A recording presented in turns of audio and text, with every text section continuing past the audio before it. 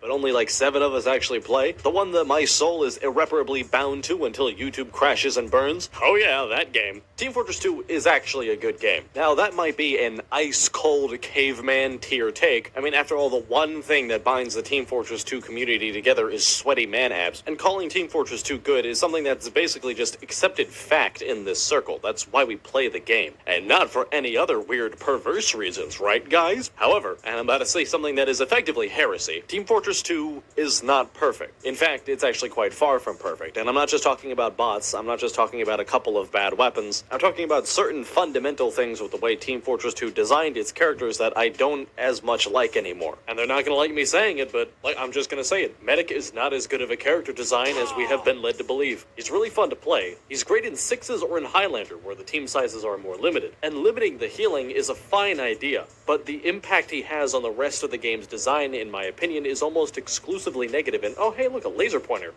No, but jokes aside, Team Fortress has a lot of problems. The map design is absolute dog shit. In my opinion, some of the mechanics are not as good as we like to pretend that they are, especially not in casual mode. A healthy portion of the weapons either don't work or suck. Certain characters just didn't evolve like the rest of the cast did. In my opinion, there's a great deal of missed opportunities and potential subclasses that were never explored. And on top of all of this, Pyro is 34 and still doesn't have a driver's license. And I don't know about you, but whenever I think about the problems that Team Fortress 2 has inherently, I just really need a hit. And also, sometimes I think about a potential sequel to the game. A sequel to Team Fortress 2 is like the golden goose. It's the pirate's treasure of the series. It has a lip-smacking amount of opportunity because it could literally be anything. It could fix all of the problems that Team Fortress 2 has and give us something new that we didn't even know that we wanted. Like, imagine if they added a new character who had a wheelchair with guns and no teeth because of a Mountain Dew addiction. That would be awesome. But while it is a lot of fun to speculate about a hypothetical Team Fortress 3, there is the very obvious elephant in the room. That being that Valve doesn't really do much with video games anymore, and they certainly don't do much with Team Fortress 2. Because this community drinks more lead paint than Gabe Newell does Diet Coke, there's probably already like 30 commenters saying, "Oh, but Team Fortress 3 is never gonna happen." An opinion of such depth and sharpness that literally everybody already knew that. But as a community, we do kind of have to admit that it is unlikely for Team Fortress 2 to get a sequel or a major patch or an overhaul or really anything like that. Now, I'm not gonna say for sure that it's never gonna happen. I mean, Valve is a company where the whims of the executive staff can cause things to just happen. Robin Walker could just wake up one day and say, "Hey, I want to make a Team Fortress thingamajig," and a Team Fortress thingamajig would probably get started. Probably not get finished, but it would at least get started. And I'm not going to run around and act like I can predict the future, because the last time I did that, 39 people committed ritual suicide. However, there's sort of a secret about game development that not a lot of people really know, in that we don't actually need Valve at all. Turns out, and I'm just hearing about this, anyone can make a video game. Well, hold on now, everyone. There will be order in this council. But it's true, literally anybody can make a game, especially now that tools are easier to use than they've ever been. And you don't actually need Valve's permission to make a Team Fortress 3. I mean, you need their permission to call it Team Fortress 3 and to use their characters, but other than that, you don't need them for shit. And frankly, considering Valve's recent track record, I think people have a healthy amount of suspicion that they wouldn't be able to even do a good job if they were to make a game. Not necessarily because they can't, but because they just don't want to. Especially considering Counter-Strike's somewhat rushed transition between Source 1 and Source 2. But honestly, if Valve's not gonna do it, I don't care. Fuck them. If they want to, that's great, but we don't need a Team Fortress 3 if the Team Fortress 3 spiritual successor could be even better. But what would we even make? Obviously, it would have to be inspired by Team Fortress 2, so let's talk about what the lessons are I think we should learn from Team Fortress 2 if we were to make new games. So, let's get into it. The lessons learned from Team Fortress 2. First off, and this one's really obvious, Australians aren't people. Hello everyone, we are Baby Monster!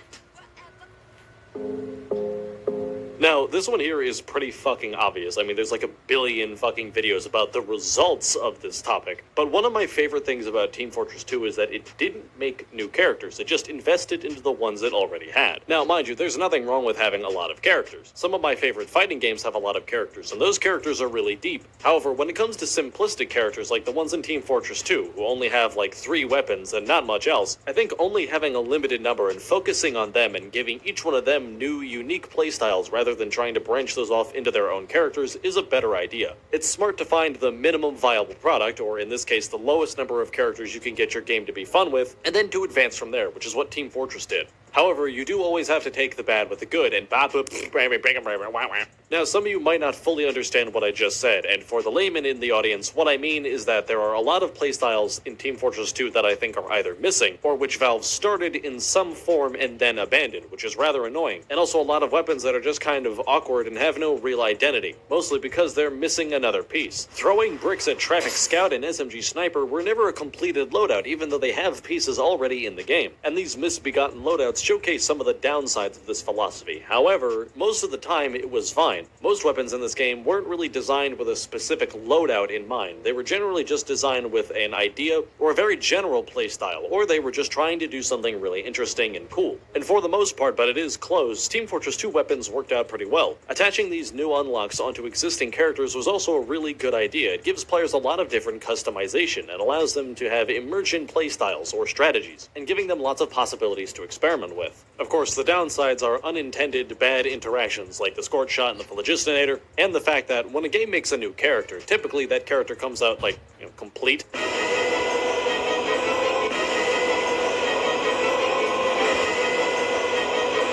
It's entirely possible for weapons in Team Fortress 2 to be almost awesome, missing a crucial partner that it just never gets. However, there are other flaws with this method. One issue is that you're kind of limited in your creativity. The more completely unique weapons that are unlike anything else in the game you add to a character, the less defined their identity becomes. This is why most Team Fortress 2 weapons are often just modifications of an original stock weapon, meaning that in many cases it still functions like the original character, but also differently. The only character in the game I would argue that can become unrecognizable is Demo Man, turning into Demo Knight, or if a Scout player gets his GED and realizes he just can't play Scout anymore. Aside from that, however, Team Fortress 2 makes a really good argument for keeping your roster small, and for just injecting them with new ideas instead of trying to split everything off into a new character. This is one of the things that I think Overwatch didn't really do as well as Team Fortress. Obviously, if we're talking about a potential Team Fortress 2 spiritual successor, you kind of have to talk about Overwatch. And while I will say that Overwatch had a lot of good ideas on paper for solving actual problems in Team Fortress, like making it so that your team didn't rely on a single healing character to be able to do stuff, not having so much of a reliance on Uber, and making it so that there's fewer characters per game, which cuts down on some of the chaos. A lot of characters in that game, however, were also relatively simple. Anytime Blizzard came up with a new function, it had to be added to the game as its own character, meaning that you ended up with all these little islands of functionality, and you would have to constantly give up characters you wanted to play in order to play characters you kind of needed. And like, before anyone says anything, I get that that's the point. That doesn't mean that I had fun. The fact that every character only had a few things to do also made it so that every matchup was really harsh. Cassidy versus Pharah, Soldier 76 versus Moira, and Bobby Kotick versus Consent. Harsh matchups exist in Team Fortress as well. Spy versus Pyro is not amazing at times, and Pyro versus Heavy is pretty much unwinnable unless you're a coward. But, and I'm sure some of you mouth breathers in the audience have already said this, new weapons and unlocks have softened these matchups, giving characters not just new, silly, and fun ways to play the game, but also more versatility and usefulness in different situations. There's a lot of times in something like Overwatch or in certain MOBAs where your character is just basically useless, either because the enemy team has a character that beats yours, like especially in MOBAs, or just because your character isn't good in a given situation because of the map or whatever. That doesn't happen as often with Team Fortress 2, partially again because they got different weapons and you can mix and match them as needed, but also because these different weapons are like actually very experimental and different. And honestly, that's another lesson with Team Fortress 2. Yeah, you just have to try stuff. And more importantly than just trying things, you have to admit when your game has a problem. If I had never confronted my Aunt Clara about her drinking problem, she never would have started meth. And Team Fortress 2's willingness to change its fundamentals was very important. 2007 Team Fortress 2 is terrible. Engineer, just for example, could not upgrade his dispenser or teleporter, and he couldn't even move his buildings. He had to destroy them and remake them whenever he wanted to move them. And there was also no air blast. It wasn't good. And being able to admit to and then fix these problems is pretty great. Especially back in the 2000s and the early 2010s, Team Fortress 2 was somewhat of a pioneer of this. If your game had major flaws like being made by Bethesda, you either had to hope that somebody could mod it, or that was it. You just had to deal with it, and maybe in the sequel things would be better. We'll get into the live service nature of Team Fortress 2 later, but if it weren't for these updates and major changes to how many classes play, these characters wouldn't be half as fun as they are now, or half as useful. Most of that flexibility comes from this next point. I swear to God, if the title card interrupts me... Yeah.